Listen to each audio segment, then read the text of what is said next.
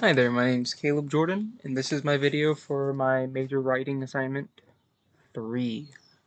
So I'm going to start off with my assignments and then move on to my Mbongis. First off, I have the complexity of who I am assignment. This, I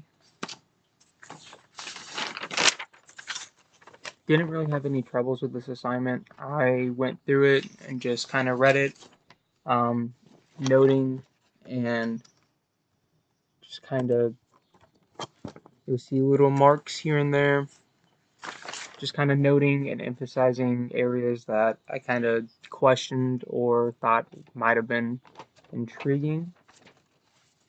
Here's some more examples of that. Um, you'll see some marks where my pen also kind of gave out on me, but that'll be okay. I I would say that this paper itself really did help me kind of understand more of just who you can be as a person, not specifically like in just a general way, but just more the complexity of who you can be as just a human being. I think that it is very relevant to the course because it helps you understand yourself in a further light.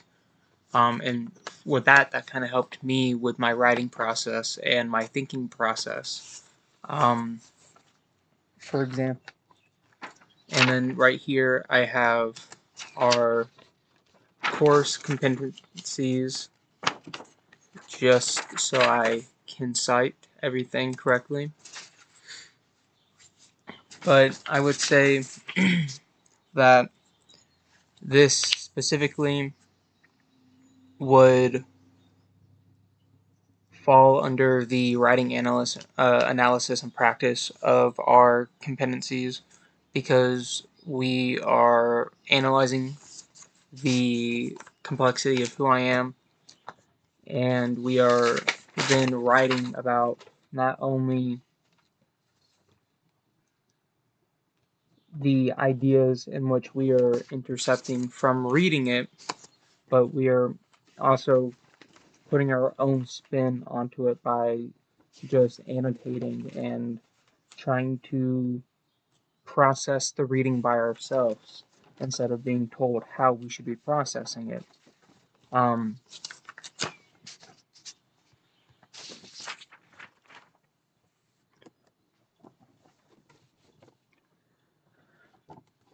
I would say um, it is relevant to the mission of Gwinnett Tech because it's helping students learn. It's helping students grow as not just in a educational standpoint, but in a long-term life standpoint on who you are, how you are as a person, how you interpret yourself and others as a person. And I plan to continue using what I've learned from this to just in my everyday life, specifically just about who I am, but also I plan on using what I've learned about who I am to help myself understand my further studies that I have coming up. This one's going to be a little bit more harder to see. The ink is a little, but yeah, you can't even see that. But this is supposed to be my narration map, my identity map. This map, I walked through this by just honestly sitting down and just having a conversation with my wife about who I am, what I like went through growing up, what would I guess would be assumed would be matching the criteria of what we needed to write about in this, which I had never thought about before this assignment. I would say it is relevant to this class due to the same reasons of the complexity of identity, who I am. Reasoning was understanding who you are as a person does help you exponentially, as in just not only reading and writing, but also just in any other, at least for me, it helped me in all types of, like, in all my other classes, just understanding not only what was going on, but understanding how I could understand it better. And then I would say that would also fall underneath the research category in our competencies, to be able to locate and use appropriate resources, reference materials for written or oral reports. And also being able to produce a research paper while using the appropriate formatting and documentation.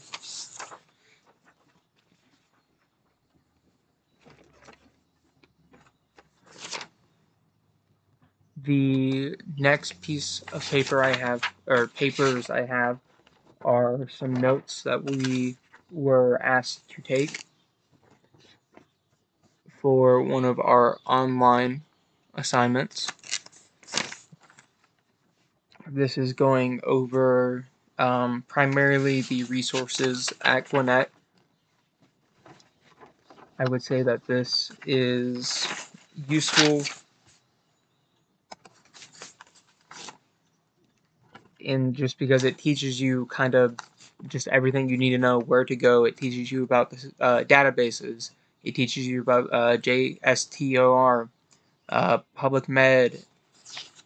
It teaches you about the university libraries, and just that context matters. There's clear evidence base.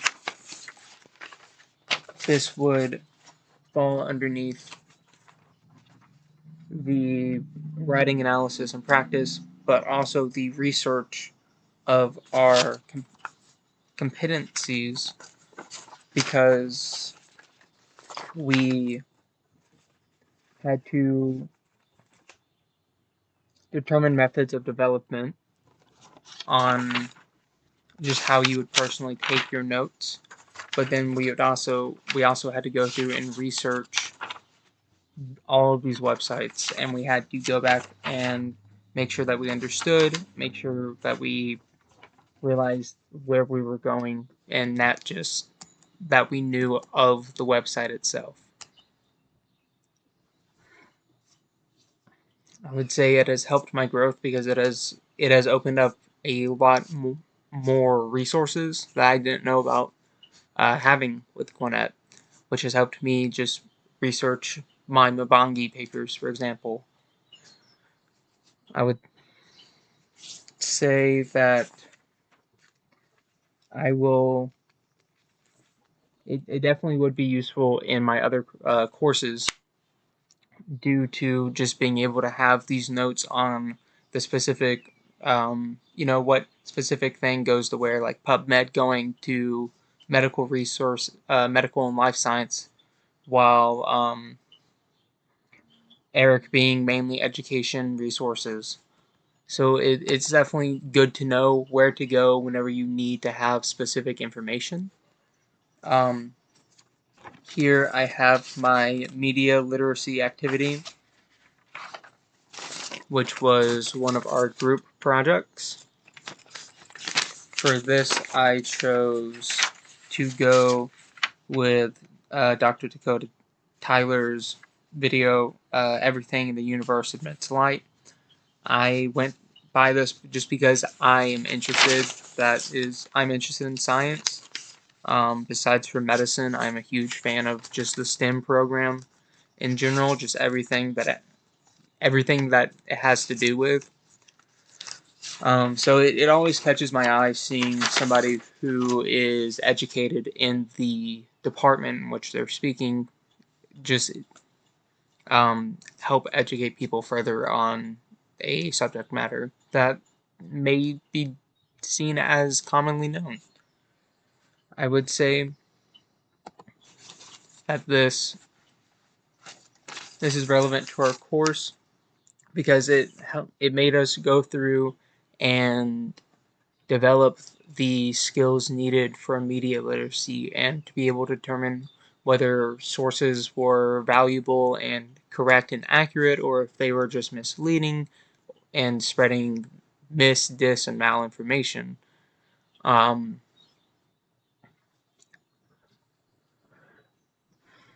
I would say that this definitely did help me, because I learned a lot out of not only his video about the emission of light, but I learned how to further read into videos, read into the media literacy of videos, which has helped me go further through to reading to the media literacy of not only people speaking on like podcasts or on the news, but into books as well.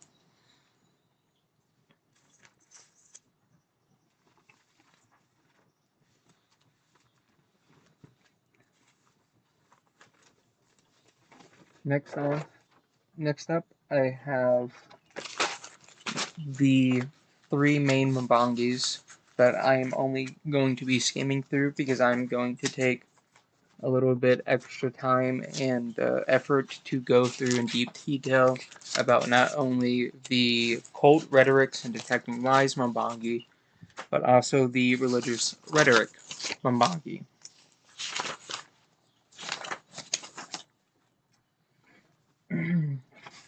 The first Mbangi that I have is my media literacy and social media Mbangi.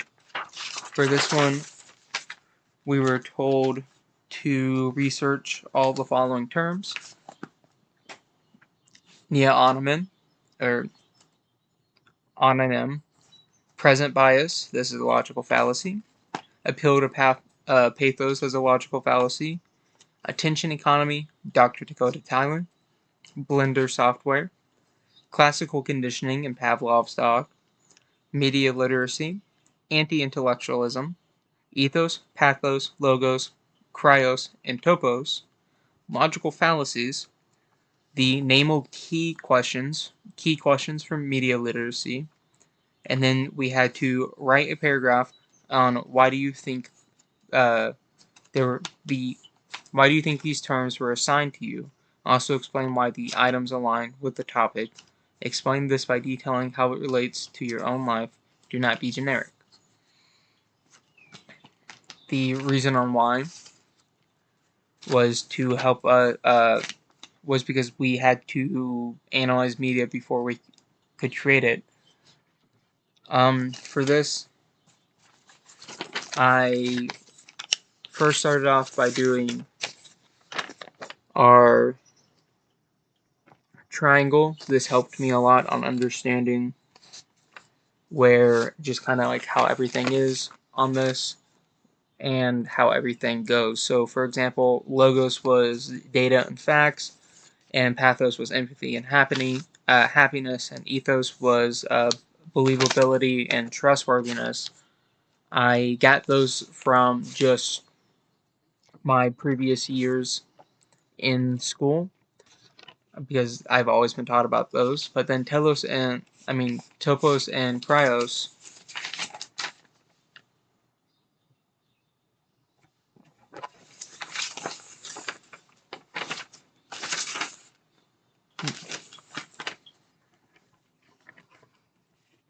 was more based around opportunity and relevance, and then cause and bias. For my social media portion of this, I mainly got this from what I assumed what made more sense in my head. So for example, you have the sender with the noise and encoding the message / feedback, sending it over to the receiver with the feedback who is decoding it. Here I explain out that the sender would be the person posting other like videos and photos. The sender encodes through images, words, and at times emojis. The message is sent through some type of form of media or transporting, like messaging. The receiver would then go and decode the post, the receiver being sometimes followers or maybe even friends or family if it's on Facebook. They decode the message, aka the post or what was ever sent. The feedback happens through either comments or replying directly to the person, and then the noise would be the like malinformation and miscommunication that may come from just posting online or not being able to communicate properly.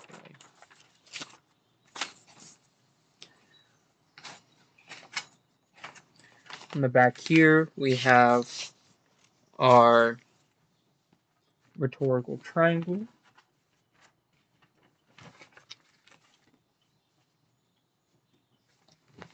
And then further back, we have our rhetorical appeals. I then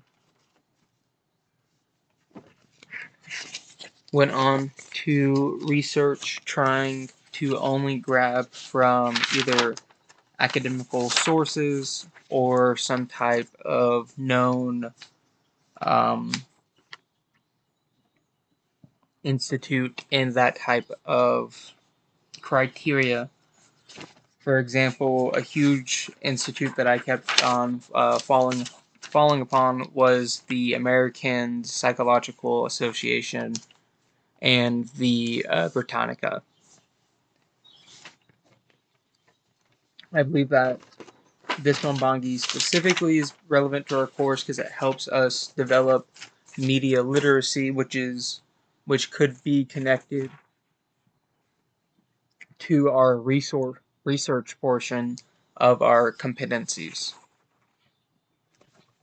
For the next one, I have my business rhetorics Mbangi. Here we were required to research terms. Abadua, chevron deference, or deference,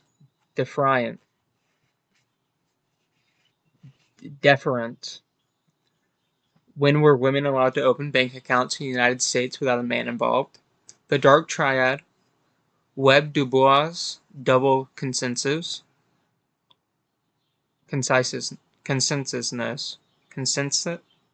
consciousness,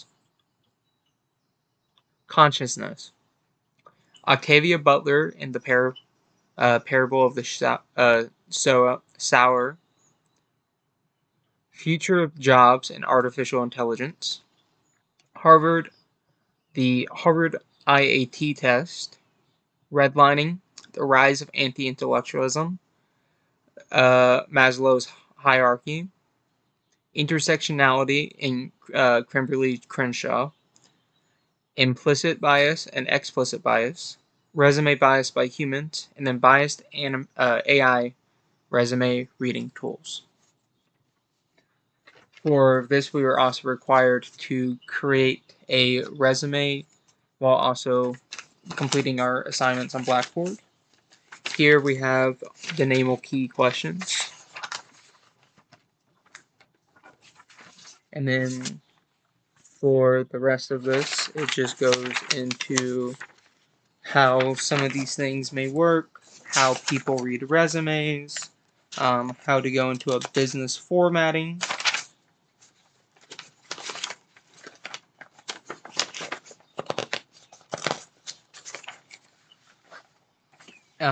types of unconscious bias, and it also had We Wear the Mask by Paul Laurence Dunbar for us to read at the very end. It also walked us through not only APA citationing, but also MLA citationing. For this, I tried to grab sources from anything from legal to research on certain symbols and meanings behind them. I believe that this,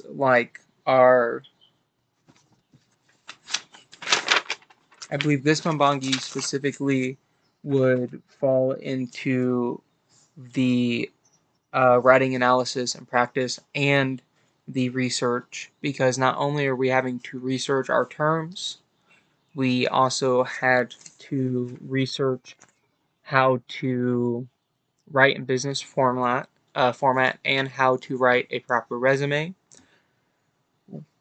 while also and then for the writing analysis practice portion, we had to go and write a business formatted letter talking about our connection to Kimberly Crenshaw and our resumes.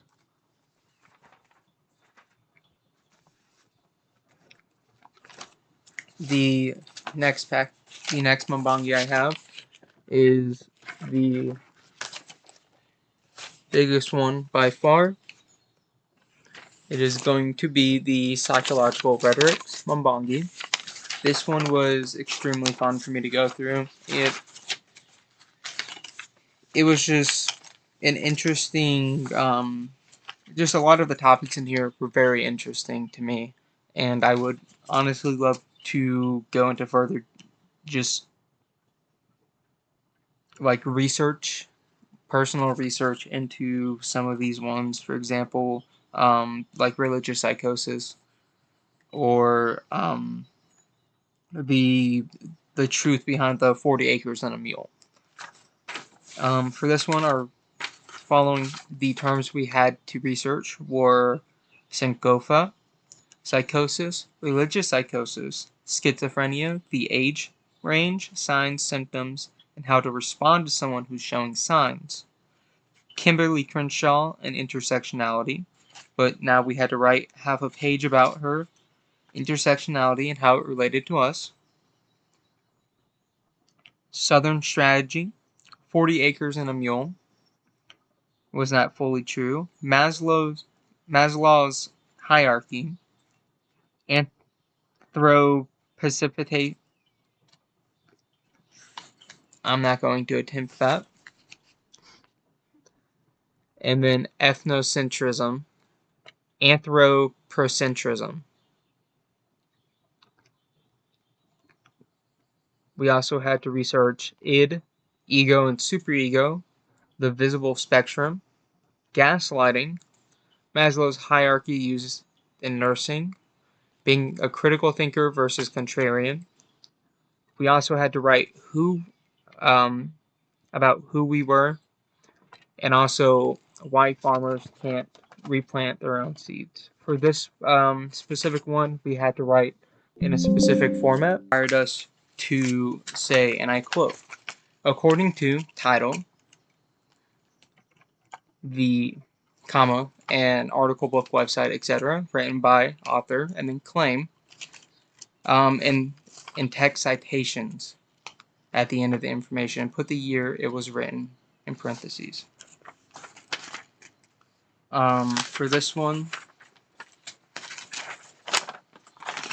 it was, some of these were, for example, like id, ego, and superego. We already had pages going over what they were.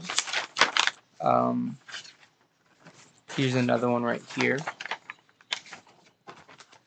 We had to fill this out right here and explain why we did that and where we got the information from. For here, I simply said that I got this information from the previous 2 pages, or previous page of the Mumbangi.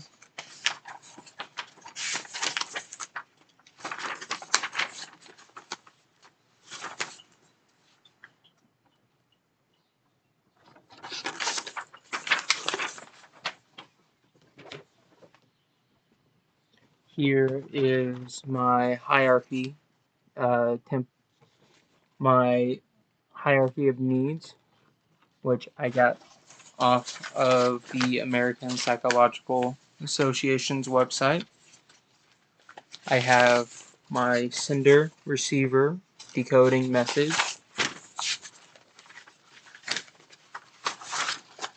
And at the very back, we had our reading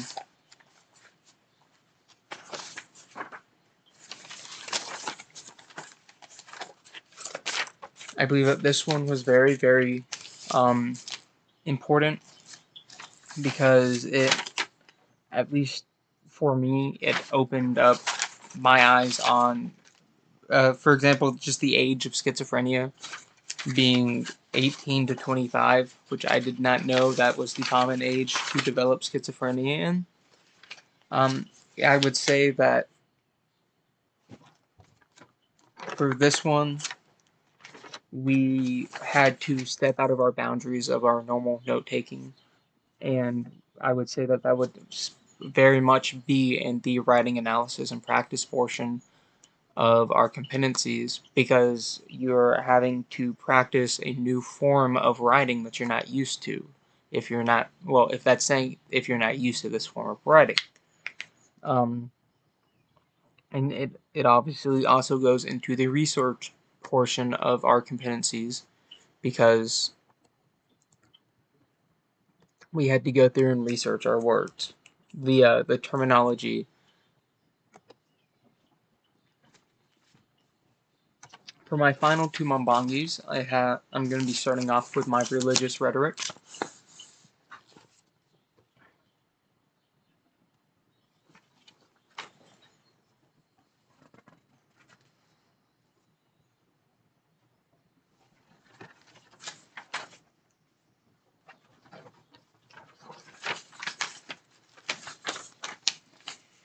For this Mambangi, we um, had to research like usual, and we didn't have to do anything else. We were also given this reading if we wanted to just have some reading to do. Right there.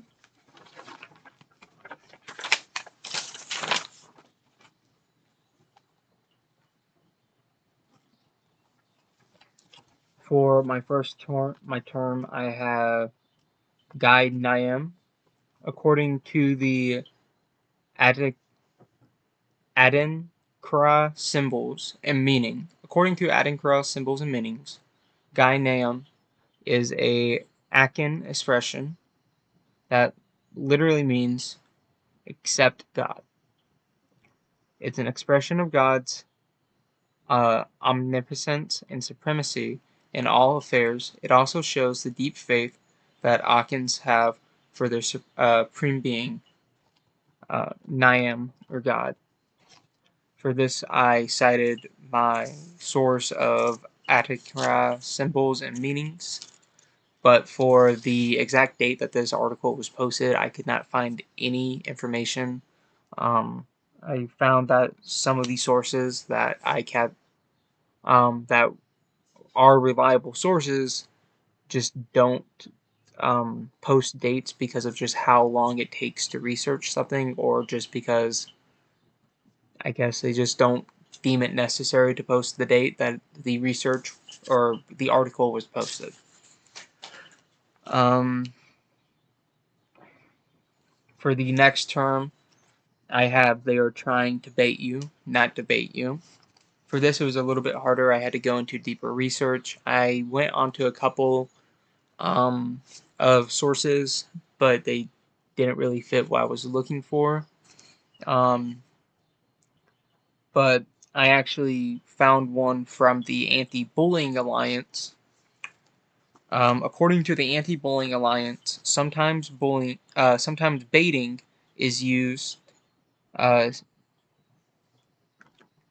secretively to try and get a person to explode in a rage or react negatively / loudly.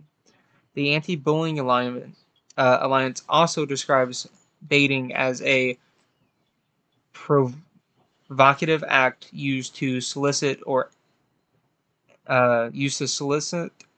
anger um, aggressive or emotional responses from another individual. This was a study, or not a study, this was an article posted back in 2025 that talks about just the terminology of baiting, also known as rage baiting in the modern era, a common thing that happens more and more often, that we've been seeing it has become popular, even in some cases causing for physical violence. In a recent case up in Tennessee of Chud the Builder, being his alias, going around and instigating the black community on the streets of Nashville. I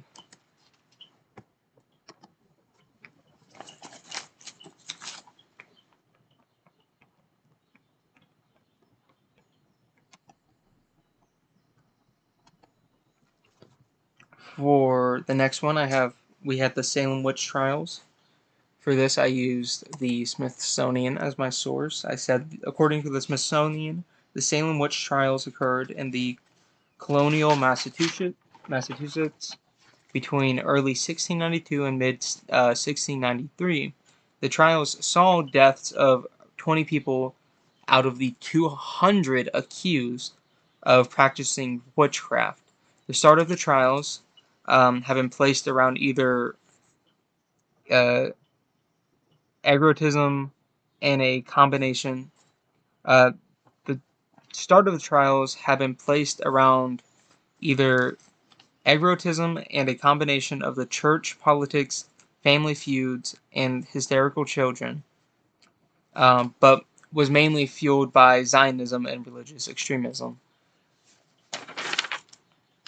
This one, for this source, it did not have at least I could not find a posted date. It was more of just like a historical review article. For the next one, I have Zora Neale Hurston. Zora Neale Hurston, born January 7th, 1891, was a prolific writer and cared deeply about the black culture and its people. Zora, often known as the Queen of the Harlem Renaissance, due to the impact and contributions during her life and after. I got this source from uh, Howard University. For my next term, I have Dr. Daniel Black. According to the Encyclopedia of Arkansas, Daniel Black is a nationally renowned, award-winning novelist. He was inspired by African American life, heritage in the South, history in composing themes of race, religion, and sexuality. For this source, I could not find a date that it was uploaded. For my next term, I have Toni Morrison. According to Britannica, Toni Morrison was an American writer noted for her examination of black experience within the black community and her poetic, luminous prose. Toni was born February 18th, 1931, in Lorain, Ohio. This is from 2024. For the next one, I have confirmation bias. According to Thinking Habits, confirmation bias is the inclination to favor information that supports one's existing viewpoints while dismissing or ignoring information that conflicts with those views. For this source, I could not find a upload date for the article. For the next one, I have the Kaizen method. And according to KaiNexus, the Kaizen method is a methodology that focuses on continuous incremental improvements involving all employees to enhance productivity, quality, and workplace satisfaction while reducing waste and costs. They had multiple videos on the website about it. They went into detail showing graph graphs about the Kaizen method and the theory behind it and how it works, but they did not have a date for the upload of the article. The next one I have is talking about the treatment of disabled people by the Christian Church. This is by Herbert C. Covey. Herbert C. Covey in 2005. And it says, the church first traditionally saw disabilities. I paraphrased his writing to say the church first traditionally saw disabilities as the result of sin. This caused the disabled to not only be separated but also be restricted and punished them. Later, the church would adopt a more positive light towards the disabled. For this, it kind of opened my eye a little bit more about just how the disabled were treated, especially by the church. For the next one, I have hoodoo practices in Black church. I wrote down that hoodoo is a spiritual religious tradition created by enslaved African Americans and was inspired by Central and West African religious practices. I got that from MPS 2019. The practices included variations of African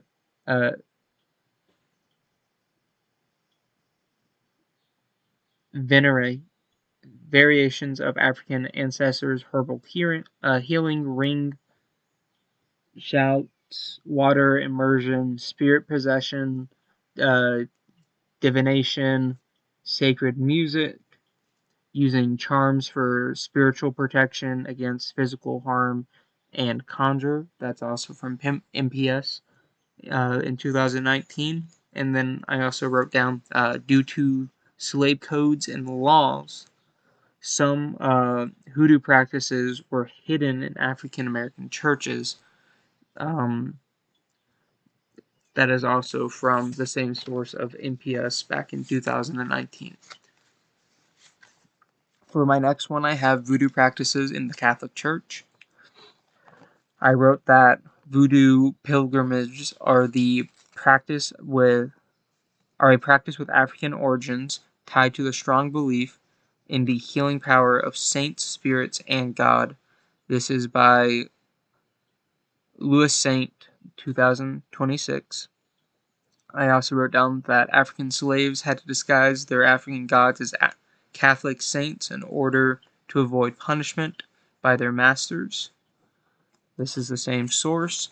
And also, for example, African slaves associated the voodoo god of iron, Ogu, with Saint James because the saint was associated with war and Christianity in Christian conquest. For the Asch experiment, I wrote down, according to Asch conformity experiments, an article written by Michael Roth in 2020. The Asch conformity experiments conducted by Solomon Asch in the 1950s explored the impact of social pressure on an individual's beliefs and behaviors. For the next terminology, I have the Milgram experiment. I wrote down that according to Milgram experiment, an article written by Thomas Tandy Lewis in 2024, the Milgram experiment conducted by psychiatrist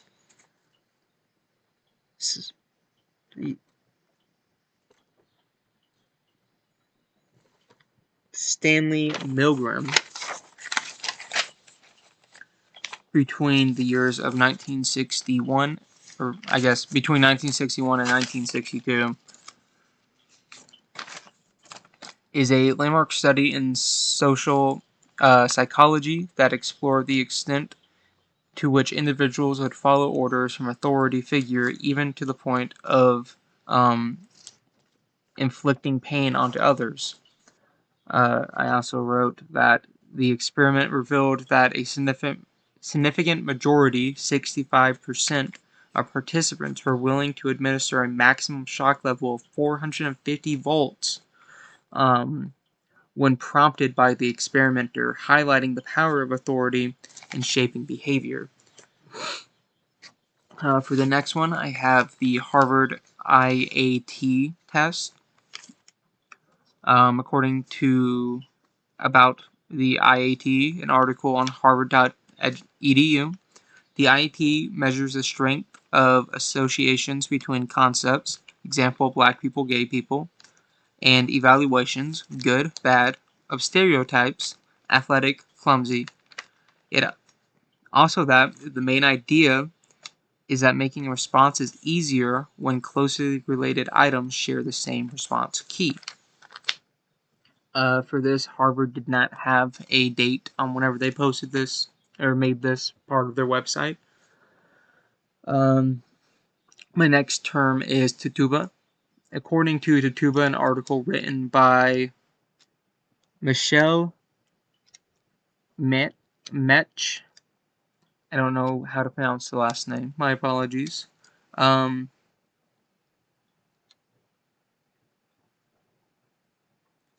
Elaine G. Breeslaw in 2025 argues that Tituba was of South American extraction, likely from an Arawak-related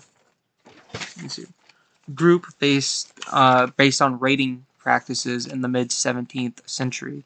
Also, she was enslaved in the household of Samuel Parris and lived with a family in both Boston and in the Salem village. She was the enslaved servant of one of the more well-known families of the Salem witch trials.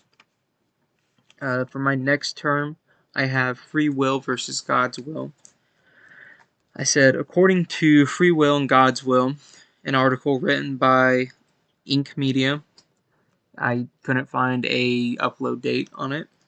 Free will is a gift from God that allows us to make our own choices.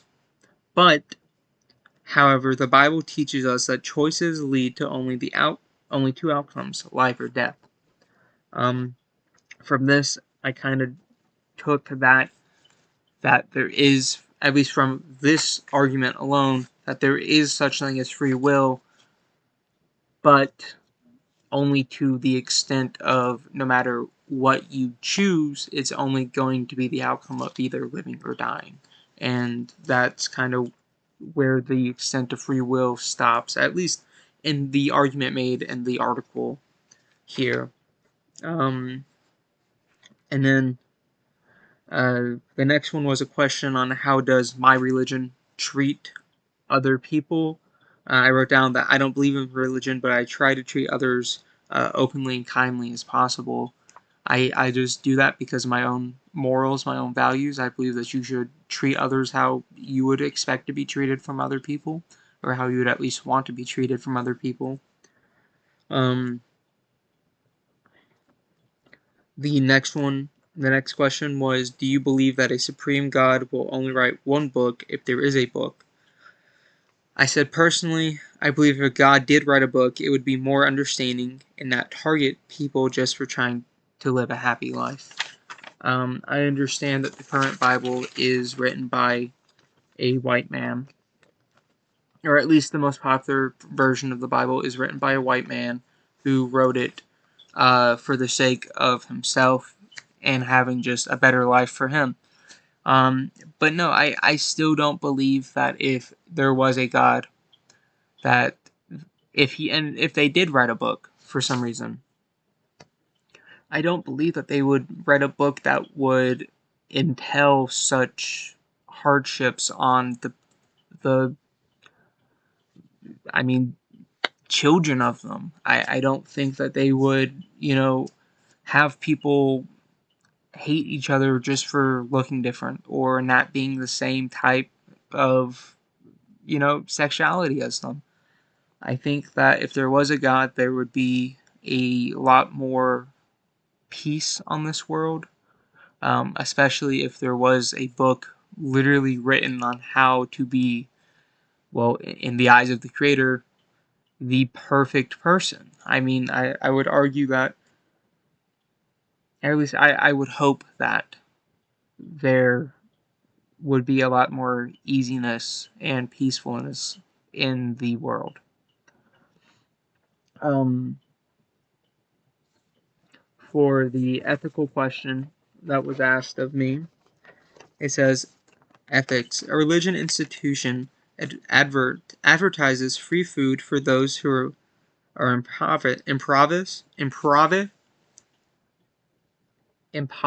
impoverished, displaced, unhoused, disadvantaged. In order to get this free food, they have to participate in a religious service or prayer. Is this ethical? I wrote down no. I believe it can help someone. I wrote down no because personally I believe if it can help somebody, then you shouldn't particularly force that person to do something or expect that person to do something in return to get the thing that they are in need of. If I am able to feed somebody and I have plenty of food, I'm not going to expect that person to pay me back, because I would hope that at some point in my life, if I've ever got to that situation, that somebody would just help me out. Um, so no, I don't think that religious practices should be forced onto people, especially if they would prefer not practicing religion, or if they already practice another religion. I believe that it is crucial to just allow everybody to live in the easiest, most peaceful way that you possibly can. For this Mumbangi, I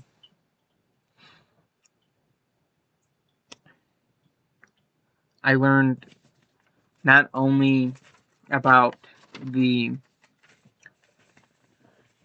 injustice and abuse of the disabled in the Christian church. I learned about the what was pretty much forced upon the black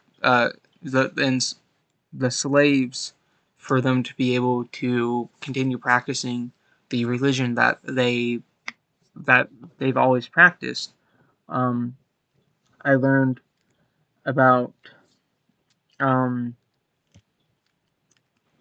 that not everything you learn in school is true. Like for Tituba, I learned that she was Native American in school, but it was surprising to look and read a credible source that said no, it's actually been traced back that she probably wasn't Native American, that she was actually South American.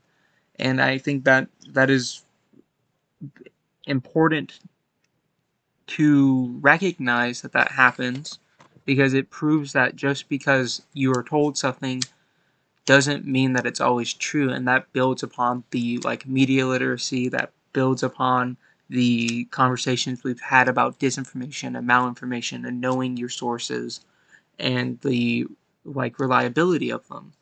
I would say that this would definitely would hit the research subject of the competencies, because you specifically in this one and the cult rhetorics and detecting lies are having to research a lot more. You're not just given the answers, you're having to go in deeply, research and read or listen to articles you may not have even known existed, and websites you didn't even know existed. I will also say that it was a part of the writing analysis and practice, due to us going through and answering our own questions and having to just kind of think for ourselves and practice our responses. to the questions that we were asked. I would say that this is relevant to the mission of Gwinnett because it is showing you that there's always room for potential to grow. There's always room to correct something that is wrong, that has been told before. It also just shows, I would say at least, a determination to go through and deeply detail, or I guess deeply research in detail, specifically these two last Mambangis.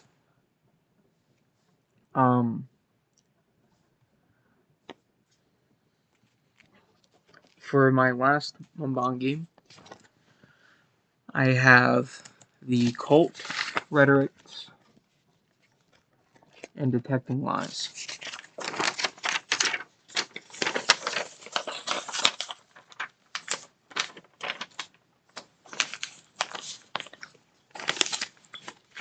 For this Mambangi, like all the others, we had to research terms.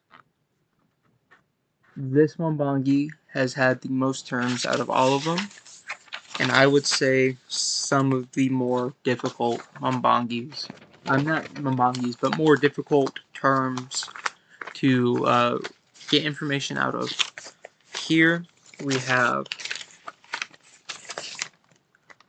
our assignment on the back, where you can see that I have answered the following: E, F, J, D, A, C, I, B, G, and H for the questions. For the first terminology word that we had, it was doomerism. For this word, I had some trouble finding the actual, like a definition of doomerism. So I went on to just define the core word doomer. According to doomer, the definition found on Merriam-Webster, doomer refers to a person who is extremely pessimistic, whether in general or regarding a particular issue such as AI, technology, or climate, often to the point that they believe nothing can be done and that efforts to solve problems are fable. For this, I could not find a source, but I could not find a publication date. For Christian nationalism, I said, according to the article posted on Christians Against Christian Nationalism is a political ideology that seeks to merge Christian and American identities, distorting both the Christian faith and America's constitutional democracy. I went into further detail to give my own opinion, saying that this would lead to constitutional rights being taken away from certain people, like the LGBT community, and even probably the disabled, seeing the past of discretions towards those groups with Christians. I would also say that America would be turned into one of the main things the Founding Fathers never wanted, and that was a specific religion nation. I would say that our Founding Fathers for this country wanted people to be able to practice whatever they wanted to practice, as long as it didn't hurt other people. For immigration myths, I said, according to sites like Global Refugee, Refugee Point, and the American Immigration Council. Let's see here. Not only is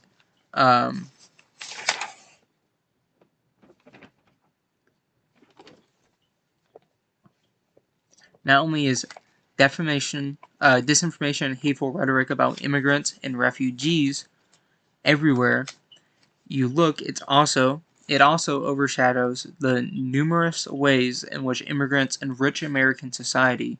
Some examples of myths include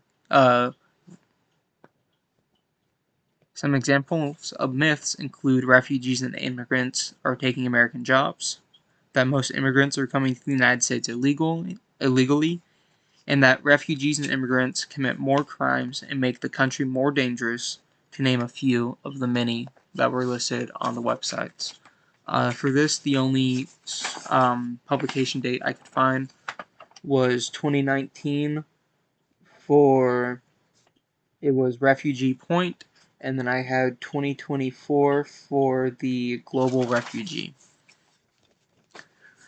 For Japanese concentration camps in America, I said, according to Japanese American Internment, an article posted to Peaceworks shortly after the 1941 attacks on Pearl Harbor, the U.S. government forcibly relocated more than 100,000 people of Japanese heritage from their homes along the West Coast. I went to say that the families would be sent to internment camps where they were forced to live on dirt floors, huts without privacy. They were not fed edible food or given health care, all because of the wave of anti-Japanese suspicion and fear that led the Roosevelt administration to go and take them all away and put them into internment camps. For the Santi Siaks mass execution by Abraham Lincoln, I said, according to the University of Minnesota, in the article U.S.-Dakota War of 1862, more than 300 men were sentenced to death for crimes ranging from rape to murder. But Lincoln only commuted all but 39 sentences, including deciding only the Dakota involved in civilian massacre should be executed. This action was caused by a string of raids in the area by the Dakota Hunting Party, and then only 38 would actually end up dying due to the execution, or just that we know of dying due to execution.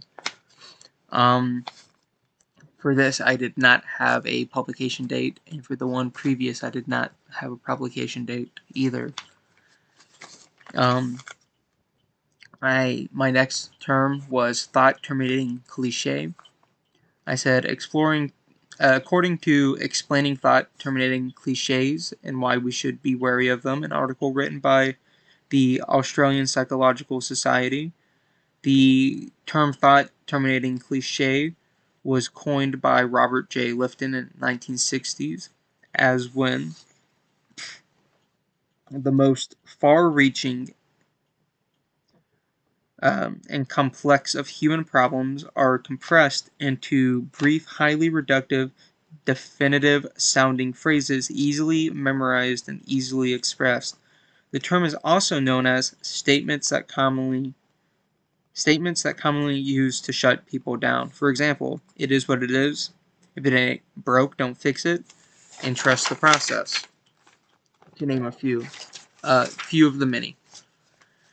For this source, it was uploaded back in 2022. For Us versus Them Thinking, I said, according to the bloody conflict in America and Ireland, 1968 to 1969, an article on the University of Notre Dame's website, the Us versus Them mentality has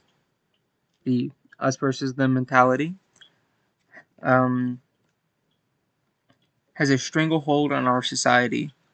and that humans tend to view the group they belong to, whether rather ethnically, religiously, or socioeconomically, or other, as being the center of which all groups are measured against, and as a result, we seem to constantly be at each other's throats. This specific article in Notre Dame did not have a upload date. It was a article in a string of other articles, none of which having a publication date. Repetition of talking points. I said, according to Writing 101, an article written by Masterclass, didn't have an upload date, a publication date either.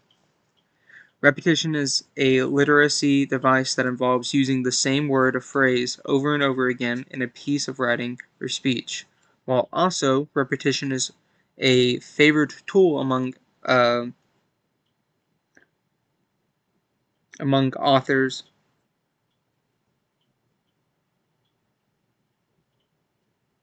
because it can help emphasize a point and make a speech easier to follow. I also said it also adds the powers of persuasion. Studies show that repetition of a phrase can convince people it's the truth. For fear-based persuasion, I said, according to fear-based appeals, effective at changing attitudes, behaviors after all, written by Jim Silwa, which I could not find a publication date for. Fear appeals are persuasive messages that emphasize the potential danger and harm that will befall individuals if they do not adopt the message's recommendations.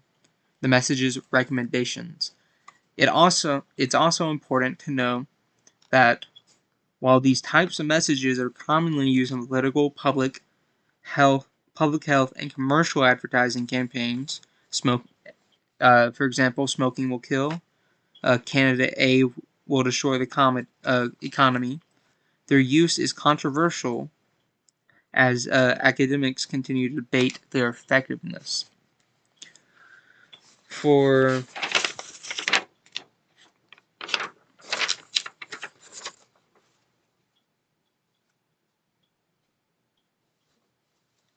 spiritual psychosis, I said, according to the BetterHelp article, what is spiritual psychosis? Exploring symptoms and treatment, which didn't have a publication date either.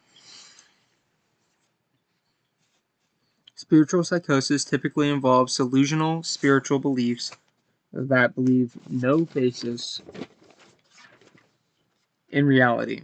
Although you may experience hallucinations, personality changes, and confusion. Those are common symptoms of the spiritual psychosis. For my next term, I have logical fallacies.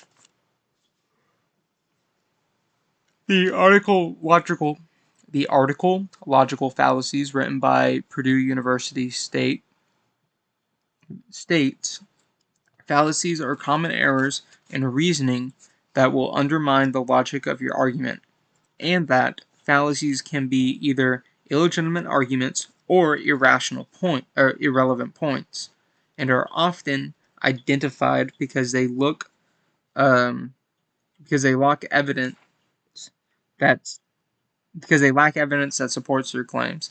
This would include the fallacies of a slippery slope, hasty generalization, post hoc, ergo propter hoc, genetic fallacy, the begging the claim, the circular argument, the either or argument, the bandwagoning argument, red herring, the straw hat, and moral equivalence. Fallacies. For my next term, I have the Page Act of 1875. According to Chinese women, immigration and the first U.S. exclusion exclusion, the Page Act of 1875, written by Catherine Hajar,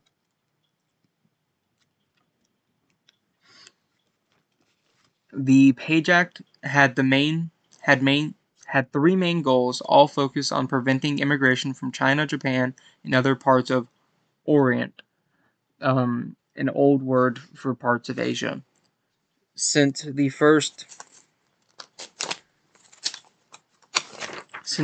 law made it illegal for any U.S. citizen to bring migrants from Asia for the purpose of forced labor, next came the law making it illegal for Asian men to marry and establish families in the United States. After they made that law, they made the law that made it to where it was forbidden. Was forbidden to import women into the United States for the purpose of prostitution, but the definition of prostitution was up to whoever was doing the check at the time for coming into the country. I then have People versus Hall. I said People versus Hall refers to a court case in 1954 where a Chinese man who had witnessed a murder was told, and I quote, "a race of people whom nature has marked as inferior and who are incapable of progress of intellectual development beyond a certain point, that he had no right to swear away the life of a citizen and couldn't participate with the administrating the affairs of our government." This is in reference to Hall, who was a Chinese man who had seen the death and murder of a white man whenever he went to testify in court to get the killer thrown away, who happened to be another white man. He was berated and yelled at because of who he was as a person, something he couldn't control. The United States versus Wong Kim Ark. While traveling to China, Wong Kim Ark, a United States-born citizen. Oh, that last source came from Immigration History.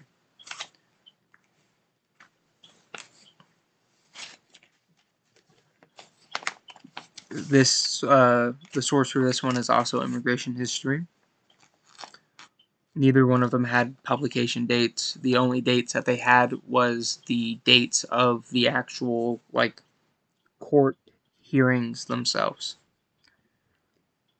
While traveling to China, Wong Kim Ark, a United States-born citizen, was denied re-entry due to no Chinese person could hold U.S. citizenship. But then in a 6-2 decision, the Supreme Court ruled in favor of Wong and determined that the Fourth Amendment was for everybody born in the USA. It wasn't just based around skin, it was based around where you were born, what land. The Haitian Revolution and the mistreatment of Haiti from other countries. In 1979, after many years as slaves for the French, the Haitians rose up against their captors in the only successful revolt in modern history. Both France and the United States either billed or embargoed the Haitian government soon after they declared their independence, due to just still being upset of them being able to revolt.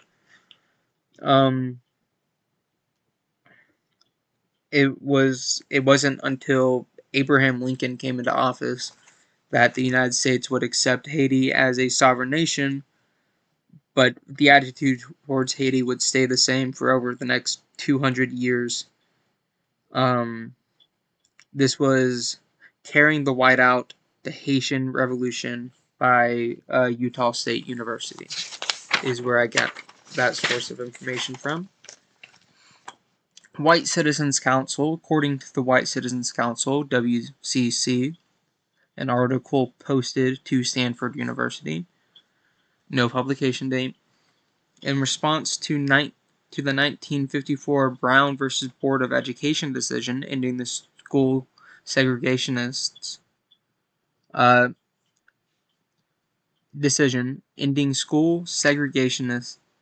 throughout the South erected the White Citizens Council, WCC.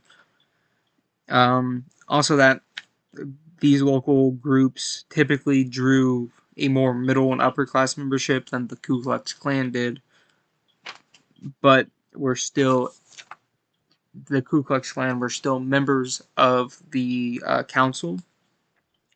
But in addition to using violence and intimidation to counsel civil rights goals, they sought to economically and socially oppress the black community as well.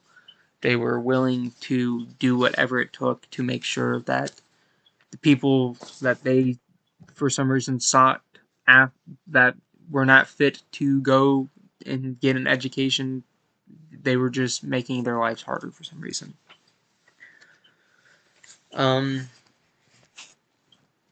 Confessional rhetorics of disability in the church. According to I'm a Disabled Theologian, a short take posted to American Magazine back in 2025. Religious institutions were exempted from the landmark Americans with Disabilities Act. And 35 years later, many churches remain inaccessible, lacking ramps for wheelchair users, sign language interpreters for deaf people, quiet rooms for autistic people, and online services for people who just conditions prevented getting out of the house. Another issue with the church was whenever disabled people do decide to come to church or are able to actually enter the church, that they usually are encountering ableist preaching that fall under, for example, blind to the will of God or deaf to God's voice. But also that that the disabled, and I quote, "We can also face well-intentioned strangers who try to cure us with prayer."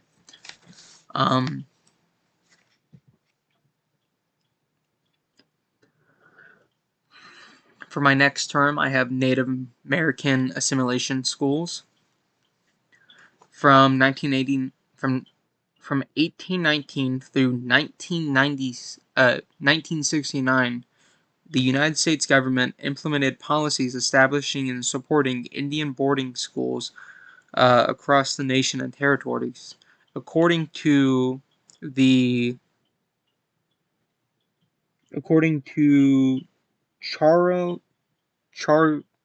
Charlie's Federal Indian Boarding School, I'll just show it. Oh.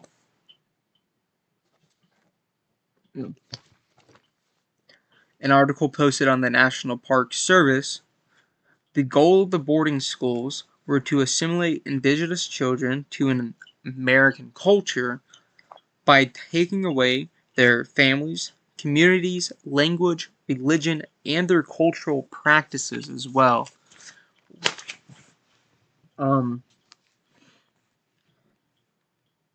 For this article, the National Park Service did not have a publication date for it. I next have Hernandez versus the State of Texas. Hernandez versus the State of Texas was the first American civil rights case heard and decided by the Supreme Court after World War II. The defense argued that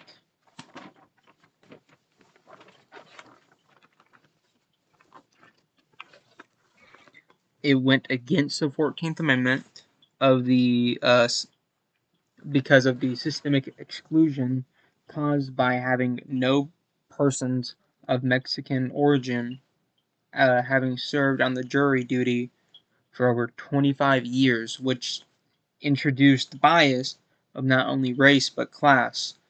This can be found on Hernandez versus the State of Texas, a landmark civil rights case by Carl Alsop.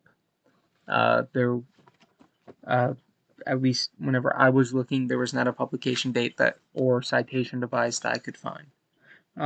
Mendez versus Westminster. In 1945, the Westminster Elementary School District rejected Sylvia Mendez and her brothers due to Mexican appearance and ancestry, even with the legal census classified, even though the legal census classified Mexicans as white.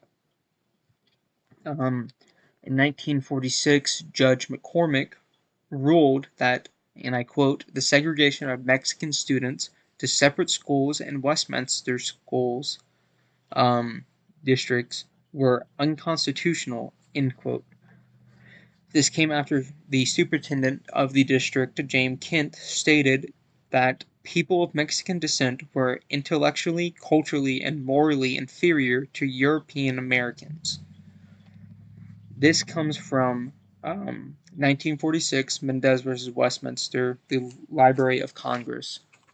I'm going to assume the publication date is the 1946, seeing how it's the Library of Congress. But there was none on the page itself stating a publication date. My next term is groupthink. According to Groupthink, an article by Kaja Perena, groupthink is a phenomenon that occurs when a group of well-intentioned individuals make irrational or non-optimal decisions spurred by urge to confirm or the belief that dissent is impossible. This was published in 2024. For gender hierarchies, I have according to Analyzing Gender Hierarchies and Social Stratification, an article on Sociology Institute. I couldn't find a publication date. Gender hierarchy is not a static or natural. Gender hierarchy is not a static or natural. It is both and reinforced through cultural norms and historical processes. Right, next term I have gender hierarchies. According to Analyzing Gender Hierarchies and Social Stratification, an article by Sociology Institute, gender hierarchy is not a static or natural condition. It is built and reinforced through cultural norms, historical processes, and institutional practices that treat male dominance as the societal norm.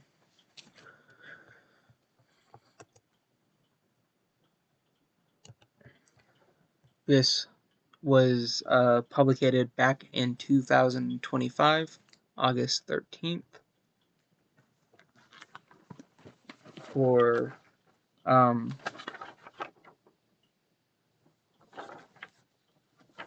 my next one. I have public executions and lynching. According to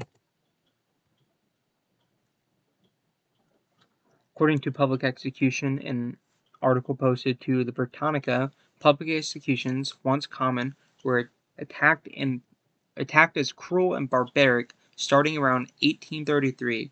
Also that tens of thousands would attend, with merchants selling souvenirs and alcohol, and fights often breaking out. The last reported public execution was in France on June 17, 1939. While almost the same definition, lynching is different and still happens in modern time. The NAACP describes lynching as the public killing of an individual who has not received any due process, and They also state that these executions were often carried out by lawless mobs, though police officers did participate under the pretext of justice. Both of these sources I could not find publication dates for disinformation, misinformation, and malinformation. I said, according to Misinformation and Disinformation, an article by the American Psychological Association, misinformation is a false or inaccurate information. Is false or inaccurate information getting the facts wrong, and that disinformation is false information which is deliberately intended to mislead, intentionally misstating the facts. I said, for malinformation, I got it from Princeton. I say, while Princeton describes malinformation as information that is based on truth, though it may be exaggerated or presented out of context, but is still shared with the intent to attack an idea, individual, organization, group, country, or other entity.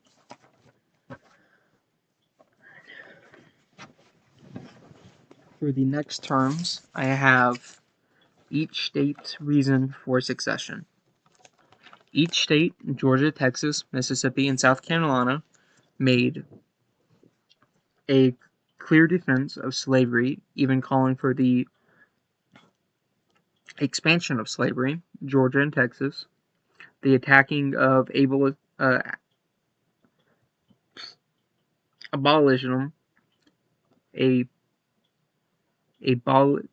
abolination to try and incite violent uprising. Georgia, Mississippi, and Texas. States, Mississippi and Georgia, would make direct connections with the importance of slavery to the economy. The argument of the Union being a compact and that it can be enrolled, it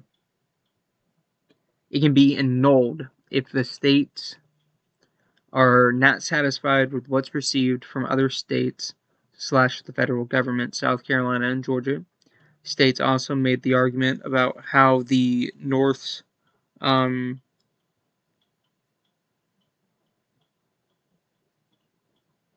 reluctance with the Fugitive Slave Act of 1850 made the compact no longer satisfactory.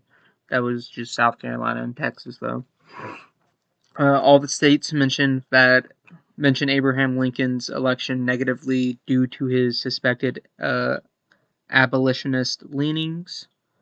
Georgia, South Carolina, Texas, and Mississippi.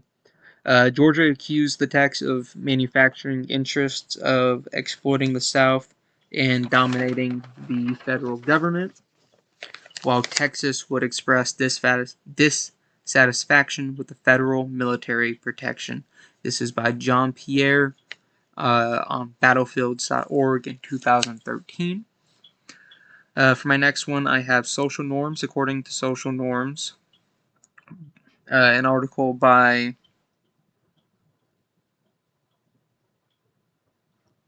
Sal McLeod, or Sol McLeod, my bad, and Olivia Guy Evans. Social norms are the unwritten rules that guide how people are expected to behave in a group or society. They include everyday habits like saying hello, waiting your turn in line, or dressing appropriately for an event. Mores versus folkways. Mores is described. For that one, I couldn't find a publication date for the source. Mores versus folkways. Mores is described by Merriam-Webster as the fixed, morally binding customs of a particular group, moral attitudes, habit, and manners, while folkways is described as a mode of thinking, feeling, or acting common to a given group of people, especially a traditional social custom. Both of these were on Merriam-Webster.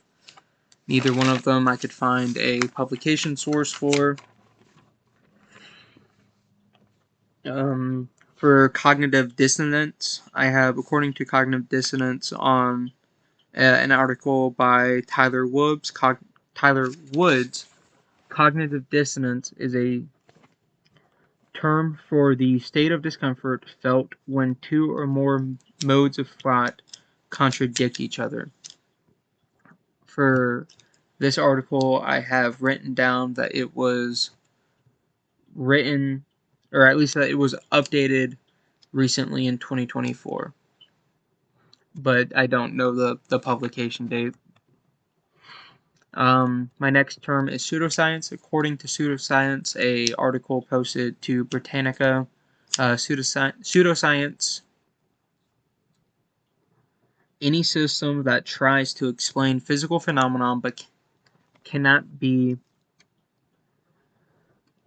proved by the scientific method, despite the fact that they are unproven pseudosciences remain popular, especially astrology, parpsology, and graphology.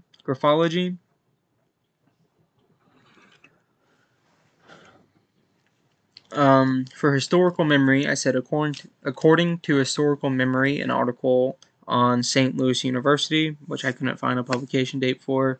The concept of historical memory, often expressed as collective memory or social memory, or for political scientists, the politics of memory, refers to the way in which groups, collectives, and nations construct and identify with particular narratives about historical periods or events. While, according to an article posted to the American Psychological Association, collective memory is the shared recollection of recollection,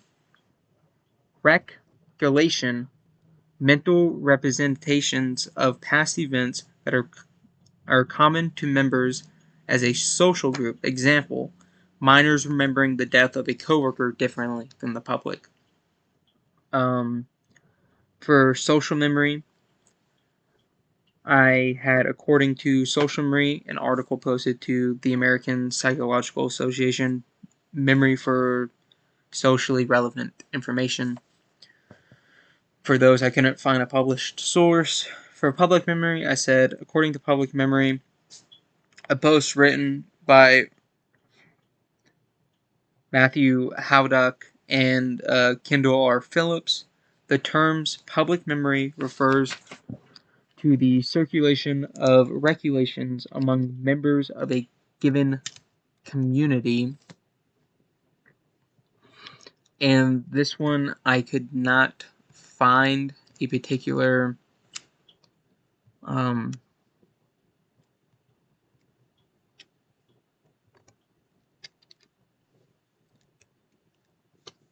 publication date for.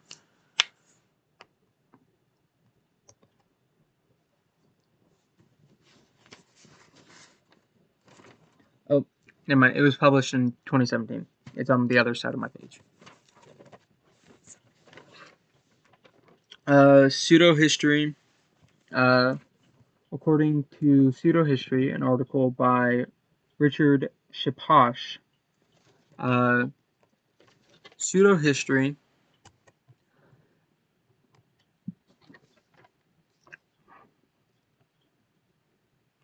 Pseudo-history refers to narratives about past events that claim to be historical fact but distort or ignore established evidence, often relying on conjecture, myths, or selective interpretations of information.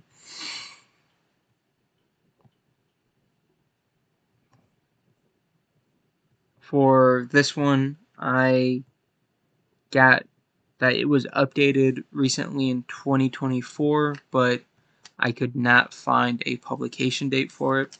For pseudo-historical narratives, I said, according to the dangers of pseudo-historical conspiracy theories, an article written by Harrison Pates, that topics like the Holocaust denial and the Vinland myth, but it also includes Tartaria and the disappearance of Atlantis. This was published in 2023 for Media Literacy. I said, according to Media Literacy, an article by Razvan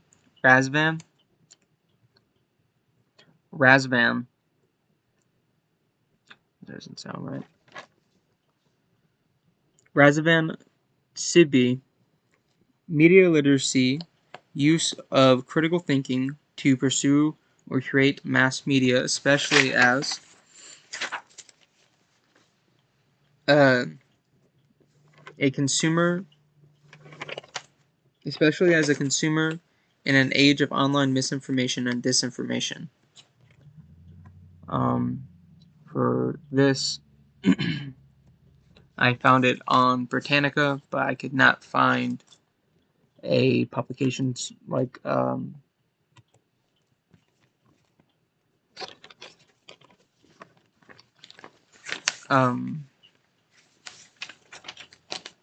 no, that's my next one. It was published in 2025. And then my next and last terminology is, how do cults work? I said, according to the Psychology of Cults, published by the University of Texas, Permain Basin. Cults recruit new members anywhere you might expect to meet new people. They proceed to get to know more about you to determine if you fit what they're looking for. They will target valuable prey, such as teenage runaways, drug addicts, abuse survivors, those who have lost someone to them through death or breakup, those suffering from insecurity or mental health issues, or anyone who feels disconnected from society. After that, they will then proceed to what's referred to as a love bomb you. They will love bomb you.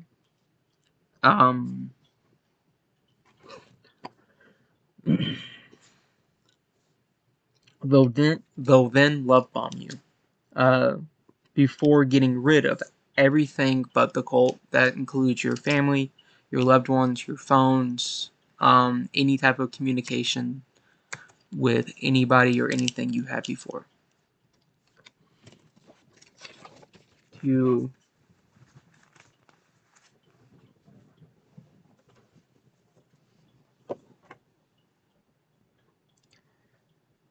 finish up on the assignment, I am going to talk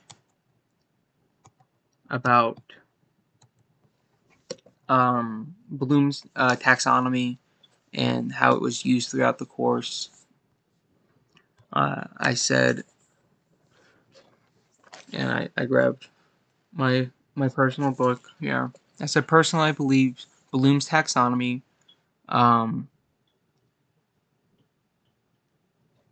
I believe that Bloom's taxonomy Bloom's taxonomy is used through the course due to not only our assignments but also our Mambangis. We used both the Remember and Understand section with our Mambangis by not only defining the terms given through the research but also understanding through the assignments in our Mambangis. We'd apply, evaluate, and analyze our work during class through discussion. Finally, we would create our work for our assignments. Bloom's taxonomy honestly helped me get rid of some of the chaos that came with the disorganization, that came with research process, what to do after the research process, just being able to have some type of like here, here, here, and here really did assist me in not only being able to think more properly and fluidly about my assignments while I'm working, but also not having to worry about, oh, what's the next step, what comes after. Um, I would say that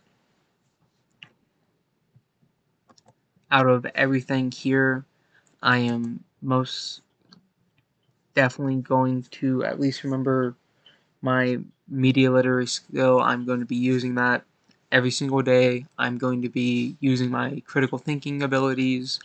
I plan on studying and researching more of these topics and going and studying on my own personal time, just a deeper understanding of some of these topics that may affect me in some point in my life or may affect somebody that I may love. I believe that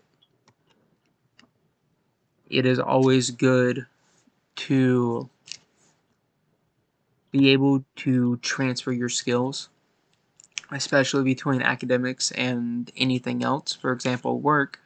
I believe that it would be very beneficial for me to transfer my critical thinking skill and media literacy skill out into the public world, so I can be able to like help people better understand what's going on, understand if someone's keeping information, or just know whenever somebody isn't telling the truth.